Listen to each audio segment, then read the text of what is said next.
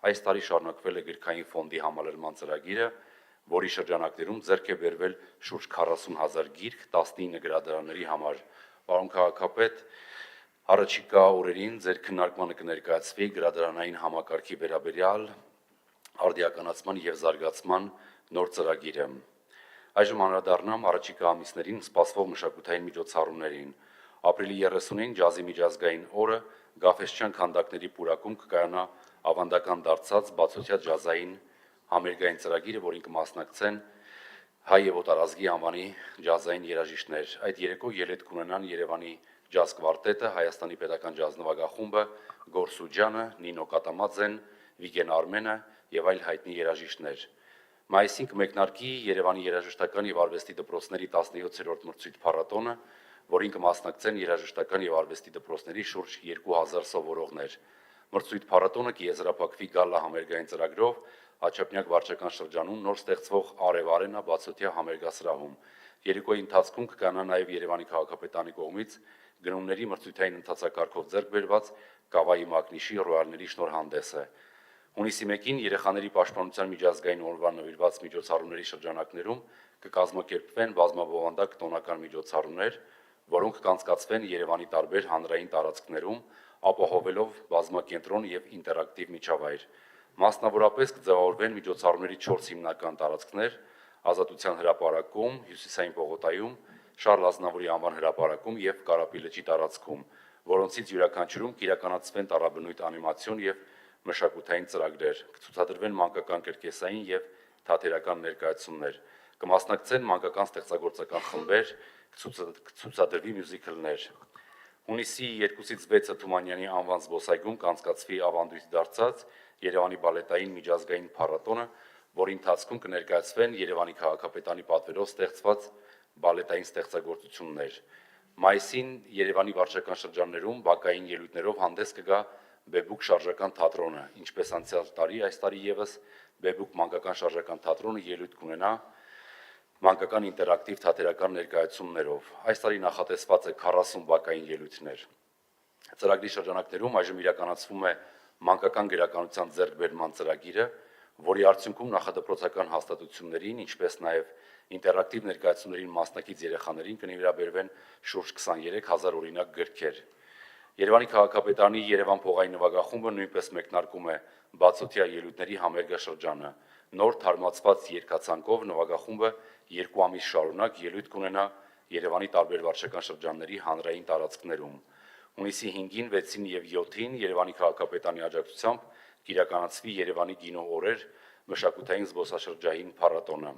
Հունիսի 6-ին հայ մեծանուն կոմպոզիտոր Արամ Խաչատրյանի ծննդյան օրը կկայանա Արամ Խաչատրյանի անվան պատանի կոմպոզիտորների 47-րդ ստուգատես փառատոնը։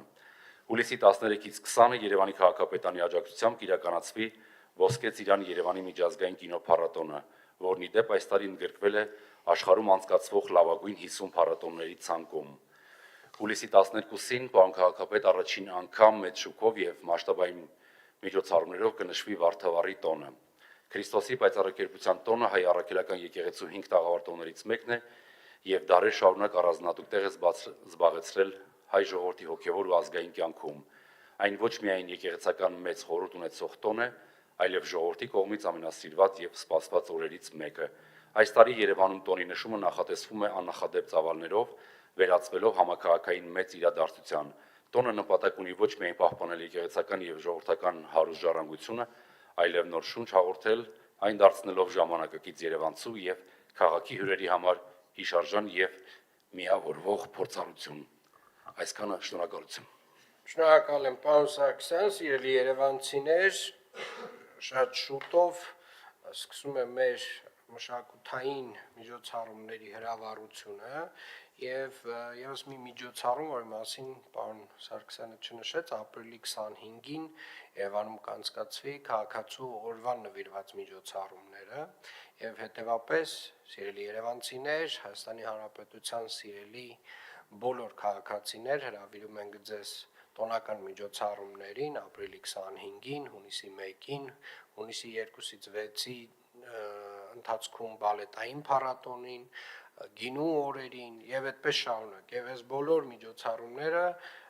անցկացվում են Երևան քաղաքում եւ մեծամասնությամբ գրեթե ամբողջությամբ կամ մեր ֆինանսավորմամբ կամ մեր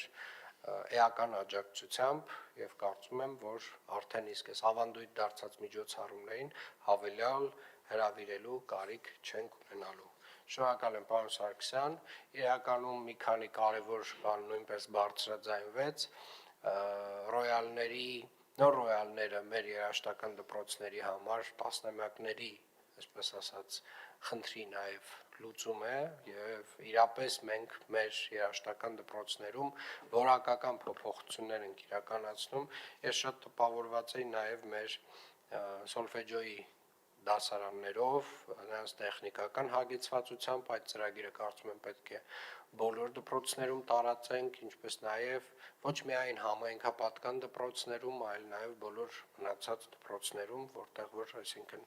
որտեղ գործընկերները պատրաստ կլինեն նույն ծրագիրը իրականացնել, որ ոչ, էլի կրկին մենք կարծում եմ այդ պատրաստակամությունը պետք է հայտնենք։ Շնորհակալություն, պարոն Սարգսյան, ինչ վերաբերում է նաև մեր գրադարանների եւ թանգարանների նոր կոնցեպտներին, դրանք կարծում եմ կրկին առաջնահերթություններ են, միջոցառումները կարևոր են, բայց նաեւ մենք չմոռանանք, որ նաեւ կարևոր է այն ֆունկցիան, որ ինստիտուցիոնալ փոփոխությունները պետք է տեղի ունենան նաեւ հասնեն թանգարաններ, հասնեն գրադարաններ եւ իրենց միջավայրերը մի փոքր արդիականացվեն եւ դառնան 21-րդ դարին հարիր։ Շնորհակալ եմ